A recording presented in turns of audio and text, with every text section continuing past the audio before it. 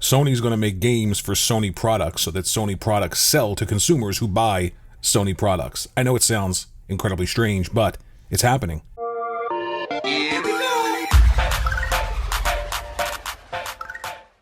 Welcome back to another video. I feel like as someone who's purchased video game consoles, someone who's been a console gamer for a long time, the ideas behind what you're supposed to expect, what happens between each generation, is something that most people take for granted because it's normal and it's natural, and it happens when somebody makes something and they want you to purchase it. But for some reason, here we are in 2023 with this social media driven nonsense and the idea that you don't even need any physical hardware at all. Everything is going to be on a cloud. I have news for you folks. In order for any service to exist, there has to be a place for it to live. So there has to be a piece of hardware that people want over another piece of hardware. Somebody's got to make the shoes for the feet. So in a surprise announcement, Sony said that they will produce more PlayStation 5 exclusives to boost the active user base.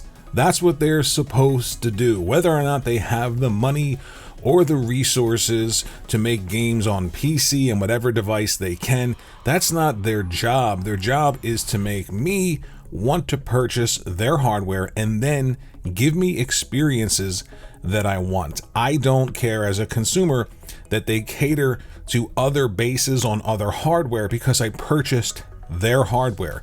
Their only job is to give me, the end user, the person who purchased their product, the best experience possible. Later on, if they want to focus on something else, go right ahead. This is a normal give and take between the consumer of something and the producer of something. It's been going on since the beginning of time. This idea that, well, they have these resources and they should cater to everyone and all gamers matter, it all stems from social media and the fact that Microsoft and Xbox are saying this, wanting to do it, and it isn't working out the way that they thought.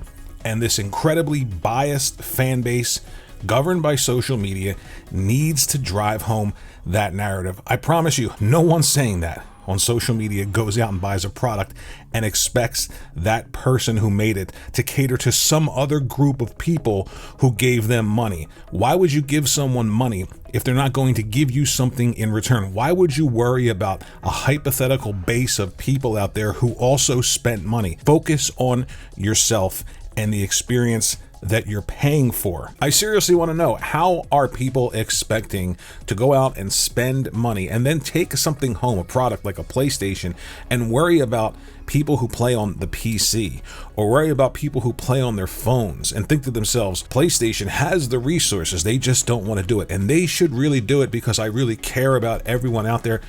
No one believes this or thinks like this, and I hate to be the one to say it, but this is just the truth. When you spend money on something, you weigh the pros and the cons. You don't buy a PlayStation because you want people on the PC to get the content that you're getting or somehow split the resource time between the games that you're getting. You buy a PlayStation because you purchased a PlayStation 1, you got great content. You purchased a PlayStation 2, you got great content. You weren't thinking about PC. Sure, some games at some point in time went to the PC from the PlayStation, and that's fine. But first and foremost, you want the best console experience possible. Sony and PlayStation owe no user base anything except for the user base that purchased their console.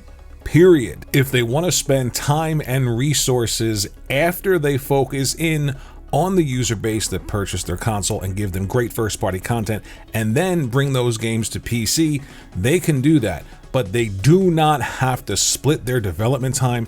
They do not have to give games day and date to other bases of consumers. All they have to do is cater to the people that are purchasing their product, period. But they've got the money, they've got the resources. This is nothing for them. They're not doing it because they just don't care.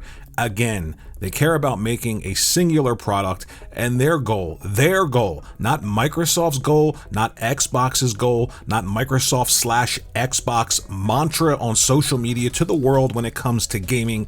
None of that matters to Sony and what they're doing. It doesn't matter to any other company out there. If Microsoft believes that, if you believe that, and you're trying to force that strategy onto PlayStation because of your own bias and your own intellectual dishonesty, all they owe is the consumer that purchased their product. They should be first. They should be catered to. That's the way it is. I don't go out to a great restaurant because I want to be catered to second or third or fourth. I don't worry about the people that can't get to that restaurant or go to that restaurant. I go to the restaurant and I want the best service possible. That's the way the world works. If you want to buy a product, there has to be a reason to buy it. If you want to buy the best product, there has to be a reason that it's the best product. And over the course of each generation, when it comes to buying a singular product like a console, PlayStation's done the work. So let me know what you think in the comments section below about this strange phenomenon of people buying something, spending $500 on that singular product, not caring about the console manufacturer giving them anything worthwhile on that singular product, just as long as they talk about everyone out there in the world who didn't buy that product. I want a product, I want to buy a product, and I want to be treated like the best. Let me know what you think in the comment section below. Thanks for watching. Think about liking and subscribing, and I will see you in the next video.